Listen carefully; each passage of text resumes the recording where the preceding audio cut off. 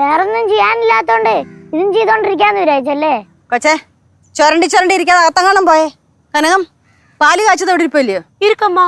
പോയി അതെടുത്ത് കുടിച്ചിട്ട് അവിടെ കാണാൻ അടങ്ങി ഒതുങ്ങി ഇരുന്നോണം. എനിക്ക് ഇഷ്ടമല്ലാത്ത കാര്യങ്ങൾ മാത്രമേ അമ്മൂമ്മേനെ കൊണ്ട് ചെയ്യിപ്പിക്കത്തുള്ളൂ. പിന്നെ ഞാൻ ഇപ്പൊ ശരിയാക്കി തരാം. നിനക്ക്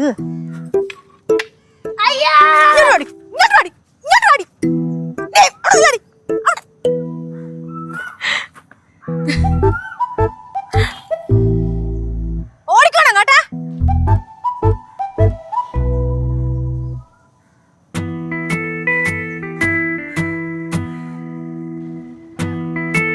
ഞാൻ കേട്ടാ.